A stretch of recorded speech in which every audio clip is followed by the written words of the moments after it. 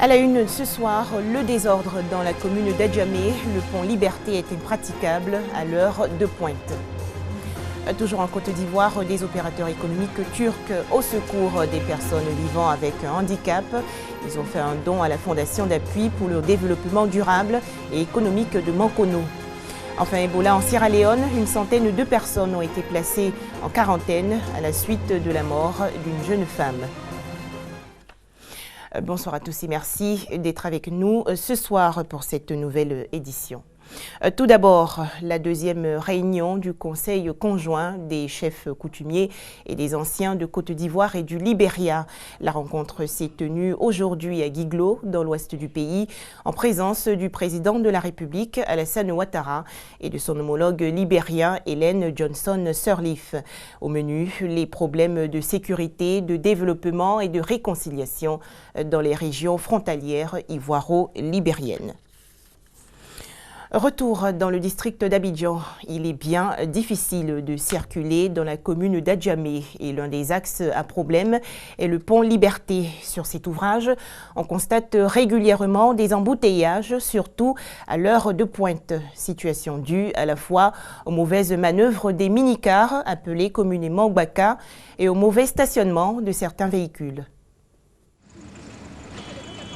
Le pont de Liberté, 220 logements dans la commune d'Adjamé. Difficile de se frayer un chemin aux heures de pointe, la raison des véhicules de transport en commun mal stationnés, des mauvaises manœuvres de minicars appelés communément Baka, une situation qui engendre un véritable désordre à cet endroit. On dit la liberté au client, quand on arrive, maintenant on voit l'embouteillage n'avance pas, on le fait descendre et puis on tourne. Et c'est donc très souvent que les passagers en provenance de Cocody n'arrivent finalement pas à destination. De quoi grincer des dents. Sous prétexte qu'il y a un embouteillage, on m'a déposé sur le pont. Il retourne alors qu'il nous c'est dit qu'on devait me déposer à Liberté. Et que c'est du désordre là. Quand on vient comme ça, on est tous fatigués. On ne va pas aller descendre sur le pont pour marcher alors que c'est de l'argent on paye. 100 francs. Souvent on nous laisse avant le pont. Et de là on marche jusqu'à Tessako. C'est pas normal. Circulation difficile, on fait fi donc du code de la route au péril de la vie des passagers. C'est dangereux, ça c'est vrai. Mais là, une fois qu'on arrive, quand ils viennent, ils ne veulent pas venir, c'est pour cela que nous tournons sur le pont. C'est dangereux pour nous, on doit pas entrer au sommet, mettre les corps habillés. Écoutez, là, pour régler la situation. La circulation sur le pont Liberté d'Adjamé, 220 logements, une anarchie et chacun y va de son rodéo en attendant qu'une solution soit trouvée. Reportage de Franck Quadio et Masso Koné. La hernie au cœur des défis sanitaires en Côte d'Ivoire. En effet, 50 malades ont bénéficié récemment d'une prise en charge totale à l'hôpital d'Aféry dans la région de Lamé. C'est une initiative d'une ressortissante d'Aféry. Elle a été soutenue par une organisation de solidarité internationale française. Les explications de Mamadou Kouassi. 50 personnes souffrant de la hernie de la ville d'Aféry dans le département d'Akoupé, bientôt libérées de ce mal. Elle bénéficie d'une prise en charge totale et gratuite pour une intervention chirurgicale à Abidjan grâce à Dominique Bosso-Fontaine, fille de la région. En plus de cette prise en charge, elle a également fait des dons de médicaments de première nécessité ainsi que des splits au centre de santé urbain de la ville d'Aféry, du matériel destiné aux salles d'accouchement et d'hospitalisation ainsi que le bureau du médecin-chef. Pour la donatrice, cette action sociale s'inscrit dans une logique de lutte contre la pauvreté entreprise par le gouvernement. Dominique Bosso-Fontaine entend poursuivre ses initiatives, le bien-être de ses parents. Pour cette œuvre sociale, la donatrice vivant en France a reçu le soutien de l'association Loi Diaspora Développement Durable de France, une structure dirigée par l'Ivoirien Patrice Kanté, engagée depuis des années dans l'assistance sociale. Les bénéficiaires ont exprimé leur gratitude à la donatrice et à ses partenaires. Le sous-préfet d'Aféry a traduit sa satisfaction de voir les enfants de sa localité assister leurs parents. Il exhorte également tous les cadres à imiter le geste de Dominique Bosso-Fontaine pour le développement de cette sous-préfecture de la région de Lamé.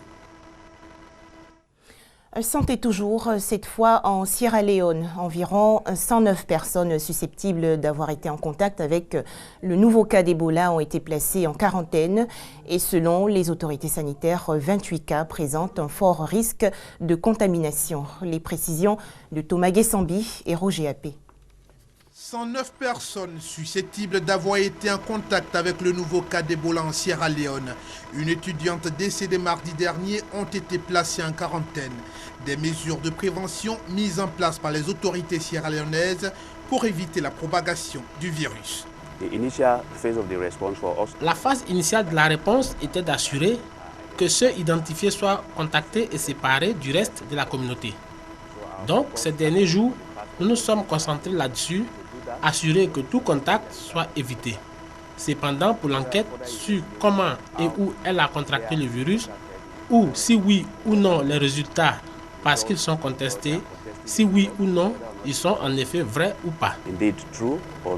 Toutefois, l'inquiétude continue d'habiter les populations qui s'interrogent sur la réapparition de ce nouveau cas d'Ebola. Nous nous posons beaucoup de questions sur comment cette femme a pu contracter le virus alors que le personnel médical était incapable de l'identifier quand elle a été amenée à l'hôpital. La famille est très déçue, mais on essaie de tenir le coup dans la zone de quarantaine avec le soutien d'autres partenaires, le gouvernement et toutes ces personnes généreuses qui nous entourent. Le gouvernement sierra-léonais est actuellement sur le terrain avec l'appui d'une équipe de différentes institutions internationales et nationales pour tenter de déterminer l'origine de l'infection et la chaîne de transmission du virus. Le nouveau cas d'Ebola a été confirmé dans le pays au lendemain de la déclaration de l'OMS de la fin de l'épidémie en Afrique de l'Ouest. L'Afrique australe, aujourd'hui préoccupée. En effet, les Nations Unies annoncent qu'environ 14 millions de personnes pourraient manquer de nourriture en 2016 suite à la grave sécheresse qui affecte les récoltes de la région. À noter que le Malawi fait partie des pays les plus touchés par ce manque de pluie. Revenons en Côte d'Ivoire, précisément à San Pedro, dans la région sud-ouest, où s'est tenu récemment un concours de techniques d'expression et de communication. Cette initiative du mouvement Jeunesse à venir veut susciter le goût de la lecture chez les jeunes des lycées et collèges de San Pedro. On fait le point avec Koné Pargassoro. Yves Claverdigbeu est en classe de seconde, Zena Moutada en classe de 5e. Ils sont déclarés respectivement vainqueurs second cycle et premier cycle du concours de techniques d'expression et de communication. Un concours qui vise à apprendre aux élèves la technique de diction, la synchronisation des gestes et la perception ou l'art de l'écoute, des principes de base de la parole. L'initiative est de l'ARO, structure d'art oratoire. Ce concours de techniques d'expression répond à une préoccupation qui aujourd'hui gangrène le niveau scolaire et universitaire parce que de par la manière de parler de nos élèves, aujourd'hui on se rend compte qu'assez d'élèves ont assez de soucis quand il s'agit de s'adresser et même à un responsable et surtout face à un public. Après 2 mois de formation sur les techniques d'expression et de communication, plus de 2400 élèves ont pris part à ce concours qui avait pour thème l'importance de la lecture. Après 2 mois de formation, nous organisons cette cérémonie pour d'abord remettre les diplômes, mais aussi faire une compétition en vue de prendre les meilleurs pour aller représenter notre digne pays dans une compétition sous-régionale au niveau bien sûr du Mali et de Dakar. Le parrain de la cérémonie, Ateyaya, a exhorté les participants à plus d'ardeur au travail. Ils ont reçu des mains des organisateurs et du parrain des diplômes de participation. Edem Kodjo, médiateur dans la crise en République démocratique du Congo. L'ancien Premier ministre togolais et membre du groupe des sages de l'Union africaine a pour mission de mener les consultations nécessaires pour le lancement du dialogue politique dans le pays.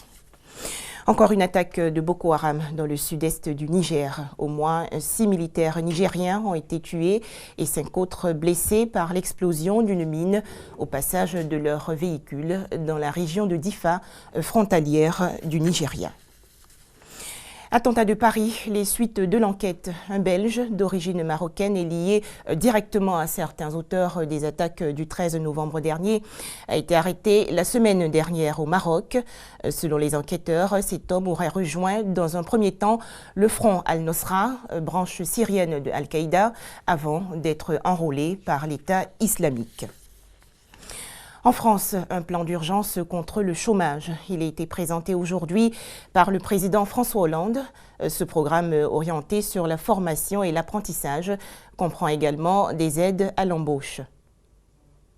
On se croirait presque dans une émission de télé sur la cuisine. Il vous reste 10 minutes. Et pourtant, il s'agit d'une salle de classe. C'est même le jour de l'examen final. Ces élèves sont pour la plupart des chômeurs en formation. Philippe, ancien manutentionnaire, s'est inscrit à Pôle emploi il y a 1 an. C'est lui qui a demandé à faire cette formation d'agent de restauration. C'est un secteur qui est très porteur, donc je pense que j'aurai pas de difficulté pour trouver du travail. En effet, 9 stagiaires sur 10 en moyenne trouvent du travail à l'issue de cette formation de 5 mois. Ils vont travailler soit en entreprise, soit au restaurant d'entreprise, soit dans la restauration scolaire, soit même dans les maisons de retraite ou médicalisées. Donc oui, effectivement, il y a des besoins, des gros besoins dans ces métiers-là.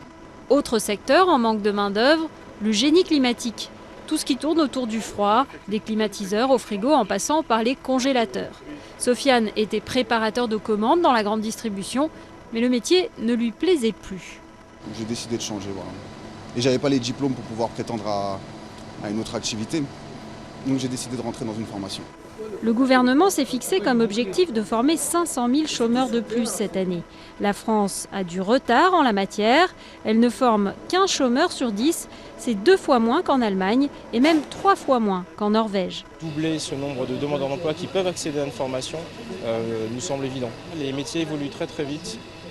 On est passé dans un mode de formation tout au long de sa vie. Donc les périodes de chômage peuvent faire partie des accidents ou des périodes de la vie d'un actif. Il faut qu'il puisse accéder plus facilement et plus rapidement à une formation qui lui permette de rebondir sur un nouvel emploi. Tous secteurs confondus, 6 chômeurs sur 10 retrouvent un emploi après une formation à l'AFPA. Ce qui devrait bientôt être le cas de Philippe. Il a décroché son diplôme d'agent de restauration et espère trouver rapidement du travail dans un restaurant d'entreprise.